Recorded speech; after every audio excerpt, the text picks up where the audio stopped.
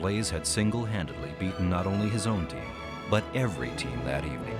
And when the thing was over with, I got a standing ovation from the teams that were still out there. He was so far beyond us, it wasn't even close. We rode the roads in those days, but it was 7 miles or 10 miles. And suddenly Dave Blaze was talking about riding 50 or 100 miles a day to do these kinds of things, which meant he had such a base of conditioning that none of us had. You know, our big turn on the bike was 4 laps. You want to ride 4 laps hard. Well, that became 10 laps, became 20 laps, became 30 laps. And in Dave's case, I'm convinced he could have ridden the whole race. In one of the most dominating performances in the history of the race, Blaze rode 138 of the 200 laps while setting a new race record. He managed to hold off SAE and Fiji in the final sprint and gave Phi Psi their 4th win in 5 years. It's just the greatest feeling in the world. Anytime, in fact, not just there, but any bike race, it's a great feeling to win, but especially there with all of the frenzy of the crowd and the excitement. And I don't know of any other bike race in this country that has that kind of enthusiasm associated with it. So it's just a euphoric sensation. Throughout the course of his Indiana career, Blaze set a standard for determination and courage. After 3 years of frustration and rejection, Blaze redefined himself and returned to the event only to win in the most devastating fashion. His mythic story would be retold years later when teammate Steve Tesich would pen the Academy Award-winning film Breaking Away. Over the years, his legend would survive, being passed down as the single greatest day of cycling by a little 500 rider.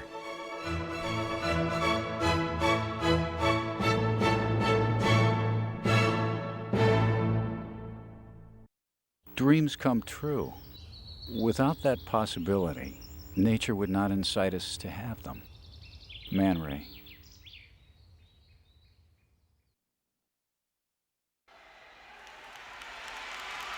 10,000 screaming fans cheered 33 teams racing ceaselessly around an old cinder track. More sense is made in the classroom, but certainly not with the same enthusiasm or vigor. When he entered office in December, William Army Armstrong didn't want to trifle with putting on a bike race. But Dr. Wells insisted. It took 2 hours and 28 minutes on May 9, 1953, to convince the man whose name would quickly become synonymous with the race that this was the future of Indiana University. He didn't see the value of it until he experienced it himself and saw the real competitive nature and how it brought housing units together. And then he was convinced that he really had something here. Armstrong began to envision more than a single-day event. He saw the opportunity to create a weekend of events with widespread appeal that would expand the scope of the Little 500. Bill picked up on the enthusiasm of the people involved in this. Bill himself is enthusiastic, but he also knew how to pick up on other people's enthusiasm. When he saw enthusiasm, he recognized it. Armstrong knew that if the foundation was going to secure the financial future of the university, the Little 500 needed to appeal to a broader base of alumni. While Howdy had called upon motor speedway celebrities, Armstrong also embraced the tradition of bringing stars to the race. In 1954, the McGuire sisters attended and, per order of the day, bestowed kisses upon the winners.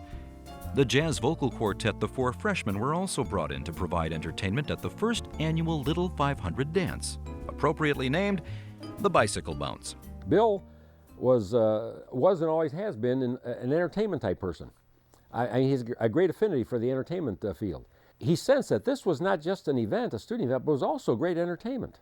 I said Howdy Wilcox was a natural born promotion person. Mr. Armstrong, not only natural born promotion, but he had the Southern charm to go along with it. To increase the funding needed to expand the Little 500, in 1954, Armstrong made the first major change to the race. Schwinn, who had been supplying the bicycles for the race at wholesale cost, was replaced by the Cleveland Welding Company, who promised to provide free bicycles in exchange for only promotional consideration. The deal introduced a brand name that would become the signature of the start of each of the next 45 races. Gentlemen, mount your Roadmaster bicycle. Prior to '54, Women's roles in the race had been confined to female housing units supporting their male counterparts by decorating their pits, sewing their jerseys, and cheering for them on race day. This year, the first of many extra Little 500 events was added in an effort to increase female participation on campus. Girls, shorts, and eggs. Each girl will ride down the street holding an egg and a spoon, hand it off as another girl rides back. The winning team will receive the Egg Beater Trophy. The girls will be dressed in shorts. The Little 500, or Egg Beater Race, was a mildly competitive yet short-lived event for several of the sororities on campus. The following year, with the egg race participation falling short, Army introduced the first all-campus event designed to include women in the weekend. The Itty Bitty 500 made its debut in Wildermuth Fieldhouse on the evening of Friday, May 13, 1955. Kappa Kappa Gamma won the first annual, soon to be renamed Mini 500 trike race, in front of a standing room only crowd. Remarkably, within 4 years, the Mini 500 would become so popular that people would be scalping tickets in order to attend the tricycle race. Determined to complete his weekend agenda, Army debuted the Variety Show in 1955. The first featured guest was Horace Height and his 50-person Swift Show wagon. With acts ranging from Chicago to the Spinners, the show would be held following the men's race on Saturday evening. As the decade wore on, the weekend was overwhelmed with pomp and pageantry. People flocked from throughout the state to see the celebrities, as the paparazzi, newspapers, television, and film crews retold stories of a little town in southern Indiana and their not-so-little 500. Parades with floats, bands, and dignitaries filled the weekend. There were cycling exhibitions, fireworks, and enough entertainment for the entire family. Connie Francis, Andy Williams, and Hoagie Carmichael were just some of the stars which came to Bloomington to play and enjoy the weekend of racing and entertainment. Well, we were living in a time when it was possible to get big names at the auditorium. So it was a very natural thing for us to have a major show after the bike race. Alumni were coming back in droves to witness America's celebrities in Bloomington. And as they returned, so did the donations to the university.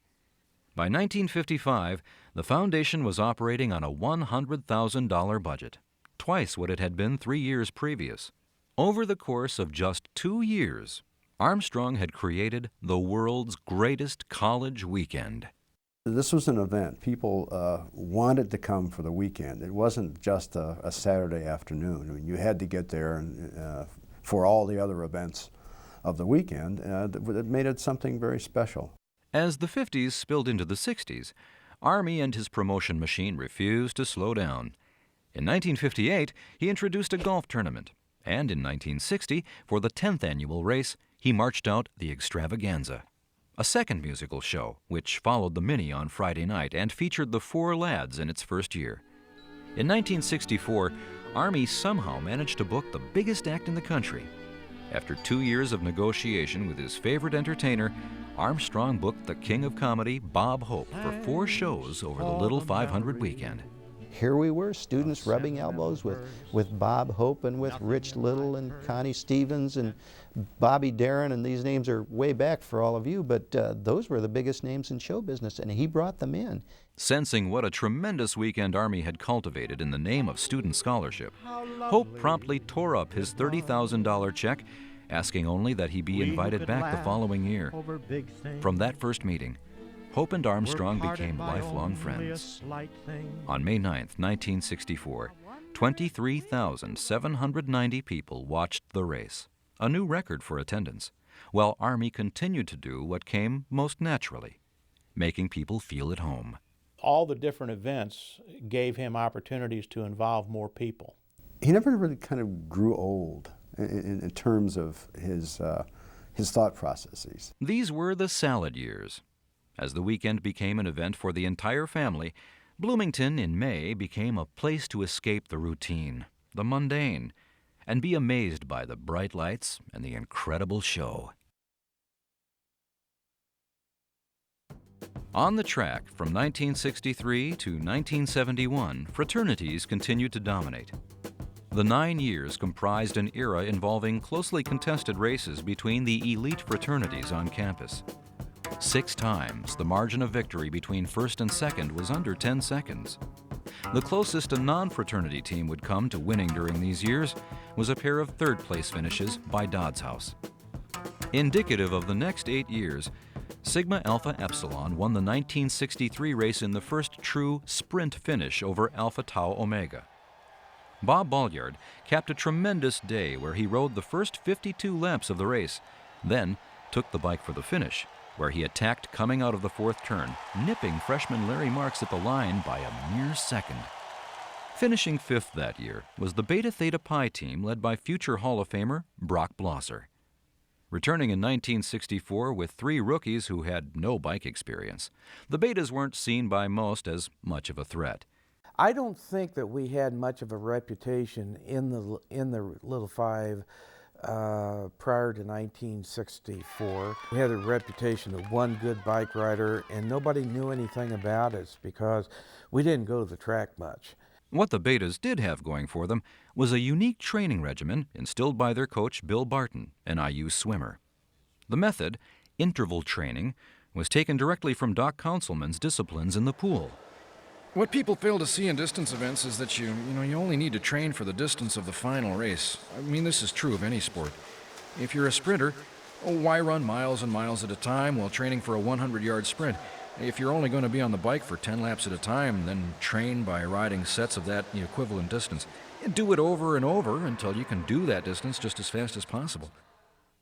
On race day, the method paid off. Although starting from a difficult position on the inside of the 4th row, Blosser took the lead before exchanging, and the team stayed near the front all day. Brock was for real, and when he got on the bike, he meant business. I took it from him and got back in the pack, and I couldn't understand why they were riding so slowly. And it had to do with a training regimen that we had been on. And I have this vivid recall of, is this the pace? This is not difficult. In the end, Blosser brought the Betas their first crown by finishing 7 seconds ahead of SAE and Fiji. Absolute chaos erupted in the Beta pit once Blosser crossed the line. Today's upset defied the odds as the overlooked Betas won their first Little 500.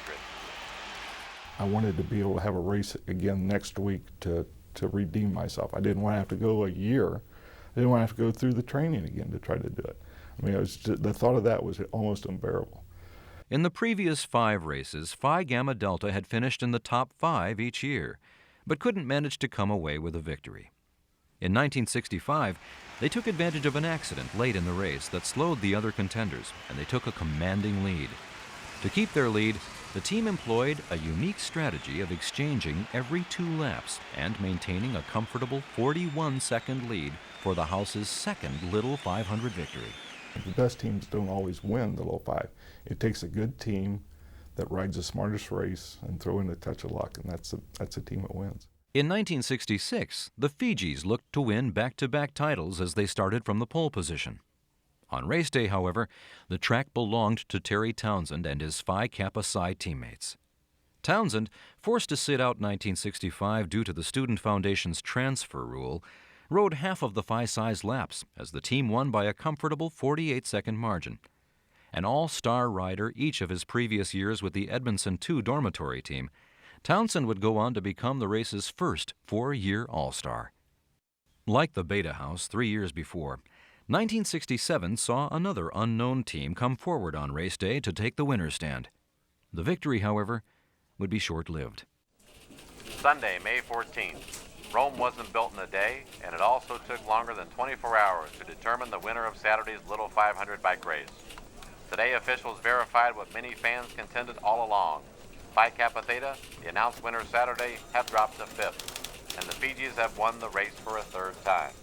Everybody came over and said, "We know you won the race." Well, we said we did too. So it came around for presentations, and Bill Armstrong came over, and he knew how upset we were because we were lodging a protest. And I said, "Bill, we're not going to go up there and take that 2nd place trophy. We know we run this race." And he says, "I know we've got a problem. I know," he says, "we'll get it figured out, and I promise you we'll make it right to you." He says, "Do this for me." He says, "Go up and go through the normal routine and take your trophy," which, You know, Bill Armstrong asked me about doing anything, of course I'm going to do it. The error had come when Phi Caps, who had started the race from the pole, were accidentally credited with an extra lap at lap 174. When they took the white flag, a surprised and confused Fiji team made a furious run to catch them, but their effort came up short. 24 hours later, Bill Armstrong presented the Fijis with their rightfully earned trophy. The system did not fail, and in fact it was the system that showed us the mistake. We will, however, look for ways to continue to improve the scoring system as we look for ways of improving every phase of the event. I am an invisible man. I am a man of substance, of flesh and bone, fiber and liquids, and I might even be said to possess a mind. I am invisible, understand, simply because people refuse to see me. Ralph Ellison.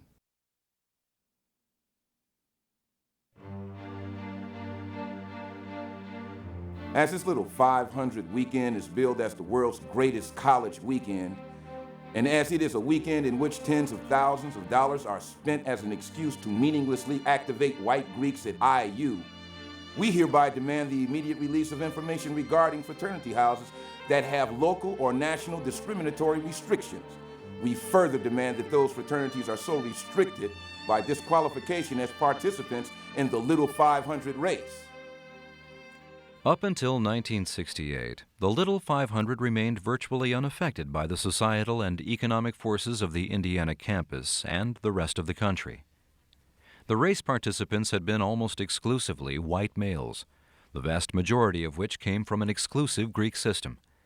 But the race had drawn very little criticism to this point. Meanwhile, the rest of the country, as well as the Indiana campus, had begun to simmer in a climate of increased racial and political unrest. In the spring of 1968, these forces would boil over, and the conflict would threaten the running of the Little 500.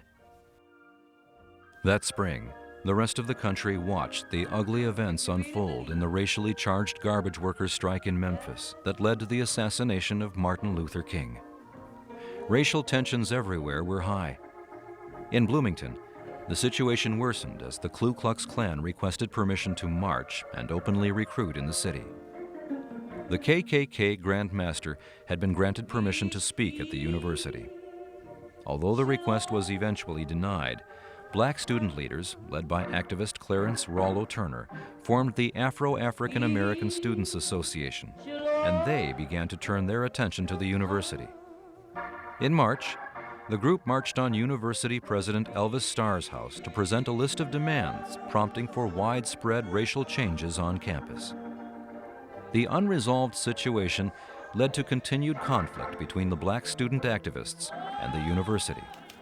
I know that our institution is far from fulfilling the hopes and expectations of Negro leaders in our state, of many of our own faculty and students, including myself.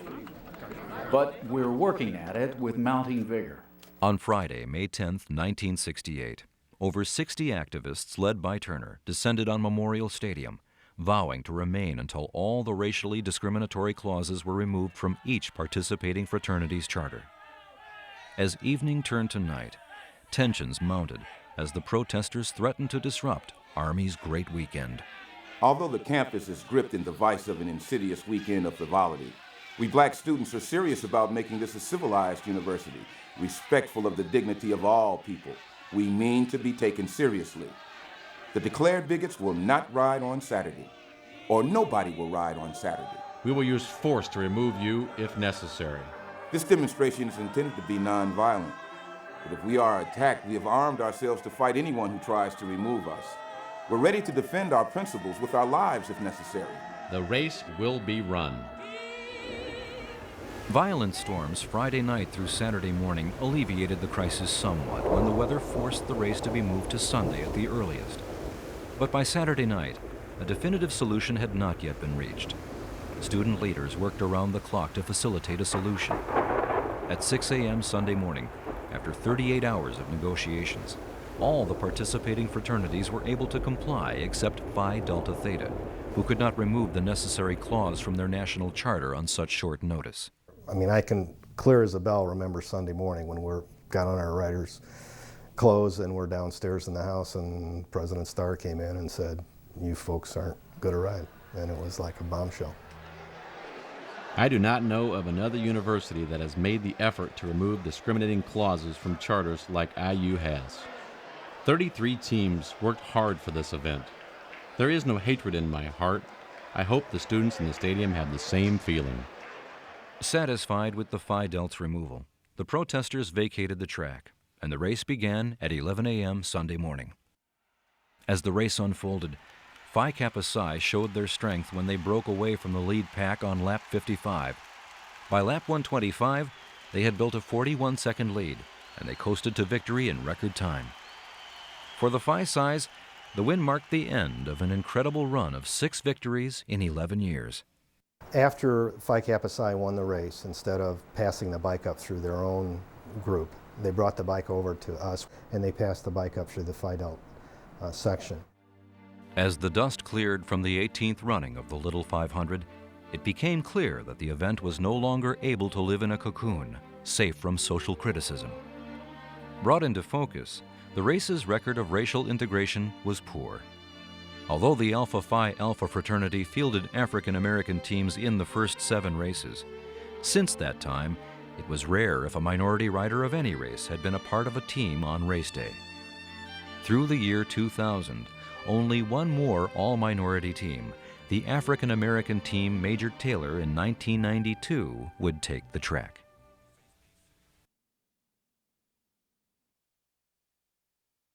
As the echoes of hostility from 1968 slowly dissipated the following year, the race and the Student Foundation remained status quo. A new event, the Style Show, was added primarily as a token attempt to involve the African American population in the weekend, and security was increased surrounding the stadium. The Phi Delts, anxious to prove themselves after their disappointment the previous year, stormed to the pole during qualifications. But it was cocksure sophomore Carlo Logan from Alpha Tau Omega who stole the day by achieving his second straight single-lap record as he led his team to the second qualifying position. Carlo was just an extraordinary rider. He was big and strong and really could sprint. On race day, tornado warnings postponed the start of the race until 3 p.m. Although the cold, windy conditions kept the crowds away, the inclement weather dictated a slow and controlled race. The stage was set for a shootout, and both the Phi Delts and ATOs delivered. Riding neck and neck through 198 laps, the race quickly became about the two teams, neither of which had a single victory. With 2 laps to go, the confident Logan bantered with Phi Delt rider Dave Pageant, and then allowed him to take the lead and the brunt of the headwind as they closed in on the finish. Using a well-timed attack going into the 4th turn of the final lap, he blew by Pageant and in a unique and potentially costly pre-celebration did a wheelie while riding down the home stretch as he took the checkered flag. After finishing no lower than 6th for 7 straight years, ATO had won its first Little 500. Carlo was kind of the future of the ATO house. Carlo was an exceptionally fast rider. Carlo's weakness was that he wasn't going to ride a whole lot of laps. But the ones he did would be real fast, which was always dangerous in Little 5. Chasing the leaders much of the day was Sigma Phi Epsilon, whose Tom Battle put on one of the gutsiest performances in the history of the race. Involved in an early accident, Battle rode over 100 of their laps with a broken collarbone and a separated shoulder. Eventually, he was ordered to stop riding by Chief Steward Frank Jones. Battle recommitted himself to the next year's race. Injuries and wrecks were very common to the race. Throughout its now 20-year history, many riders had brutally met the cinders, causing a multitude of broken bones and abrasions. The loose cinder track was often thought of as the X factor in determining the winner.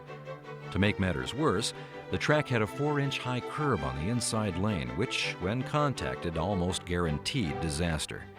Successful teams would work diligently at avoiding the inside lanes for fear of losing a year of training in a single lapse of judgment. Throughout the late 60s, Sigma Phi Epsilon had more than their share of bad luck. Routinely placing in the top 10, they seemed destined every year to find the cinders and the medical tent. Battle, their most recent casualty, had raced over 300 laps in 3 races with only scars to show for his work. Once again on race day, the team could not avoid accidents as they were involved in 4, 2 while Battle was on the bike. Despite this, they managed to outlast the field in large part due to a faked exchange by Battle late in the race. In 1971, pre-race talk focused on ATO, a young Kappa Sigma team, determined Doddsman Mike Howard, and Delta Chi. On race day, the field didn't disappoint. The top 4 teams were never separated by more than 4 seconds as they battled wire to wire. As they entered the final lap as a pack, Carlo Logan once again proved his devastating ability to sprint as he jetted forward to win by more than a quarter of a lap. The race had been so fast and so close that the top 4 teams all bettered the previous race record time. By the late 1960s, the Little 500 had grown from a single small collegiate event to arguably the largest, most spectacular campus weekend in the country. The schedule now included a slate of events featuring musical acts as diverse as Tony Bennett, Pure Funk, and the Jackson 5. The Student Organization Committee, which originally had 49 members, now had over 500. The race annually brought in over 25,000 fans and hundreds of thousands of dollars. While most leaders would be satisfied with the condition and future of the weekend, Army was keenly aware of his audience. As the climate of the culture changed, so did the weekend. The days of sock hops, egg races, and balloon-tired bicycles were long gone. In an effort to cater to the shifting interests of the student body, Army again began to tinker with the weekend. And in 1968, he introduced his most outrageous idea to date.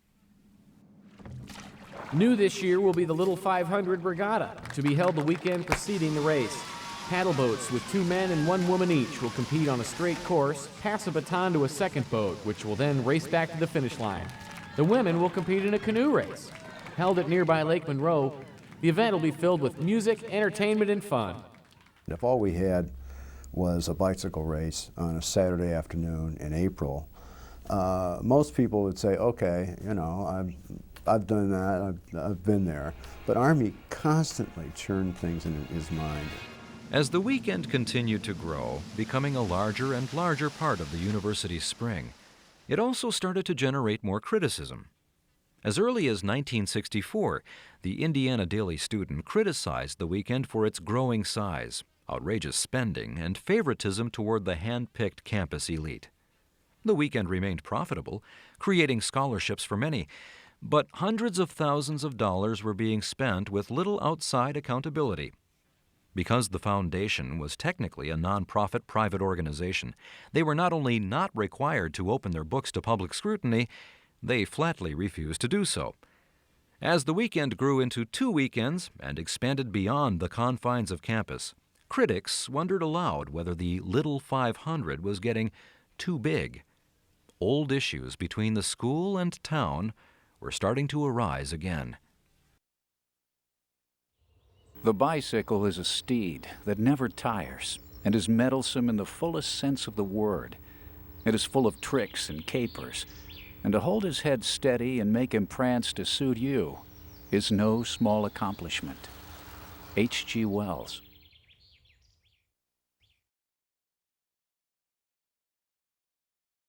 Well, lo and behold, I get a call from somebody, and they said, we'd like to invite you to come down for qualifications weekend. We'll pay your fare on the Greyhound bus. So I go down there, and I sat with the Risingers because Steve Risinger was president of the House. He was the man responsible for making a push to get me to come down. I see this cheering and atmosphere at a bike race. I mean, I had ridden all over the country in competitive cycling events, but I had never seen in America, in our country, something that greeted cycling, appreciated cycling like Little 500. He saw the event, he saw the crowd, he was instantly interested. There was no sales pitch. I mean, it was look at this and he goes, wow. Delta Chi had gone from regularly finishing in the top 10 in mid-50s to failing to qualify in 65, 67, and 68. In addition to their woes at the track, the smallest fraternity on campus was dangerously close to being shut down, as their membership dwindled to less than 20.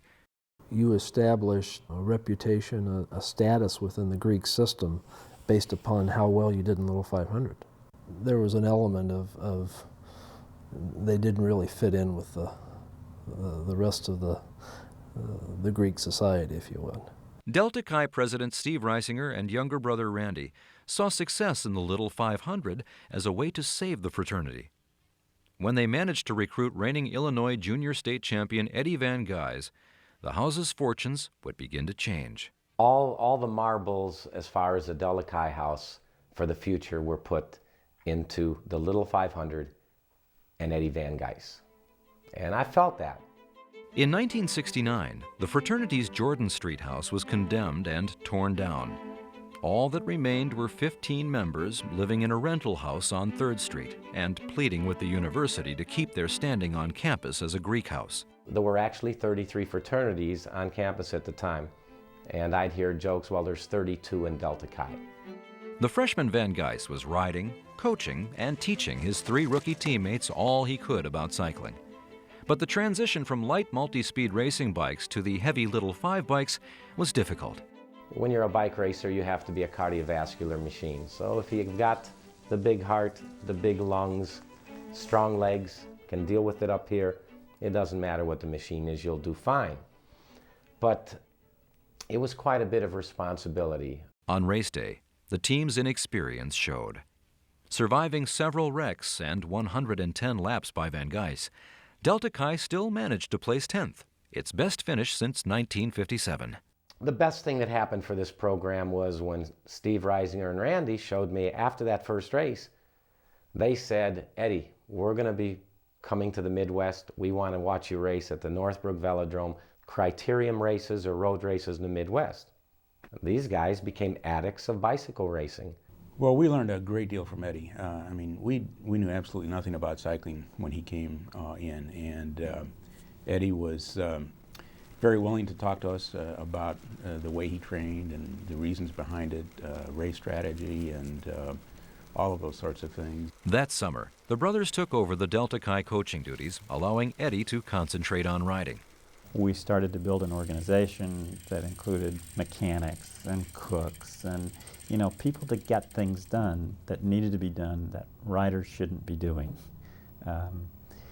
And then the second thing that became clear was that winning the race was about information.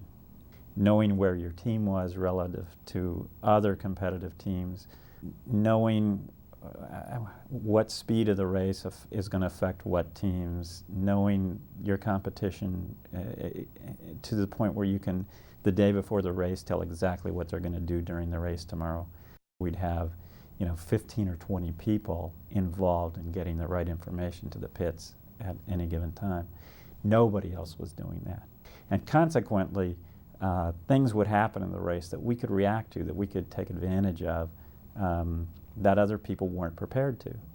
They had, I don't know how many different kinds of books that they read, all psychology too, you know what I mean? And it was getting the mental advantage over people in something that's as physical as you can get, bicycle racing, cardiovascular. The easiest way to win is to demoralize your opponent. If he gives up, it's going to make your job a lot easier. And we did a lot of things during the season to set people up to fail. In 1970, the Delta Chi's rebuilding process continued as they stormed to the pole behind Van Gys's single-lap record. On race day, with the help of Mark Cassidy, another nationally ranked cyclist, they placed second. 1 year after the 15 members had been evicted, there was new life in the house. Unfortunately, in 1971, things only got worse. Halfway through the race, Eddie wrecked and broke 3 ribs, eliminating Delta Chi in the process. Despite a 5th-place finish, the Reisingers knew they only had 1 race left with their superstar. I wasn't willing to let a 32-man house versus a 120-man house be a disadvantage. And so we started thinking about kids that were coming to college. We started looking at high school cyclists and thinking about, are these good guys? The following semester, they convinced Steve Dayton, the reigning national road racing champion, to transfer from Purdue.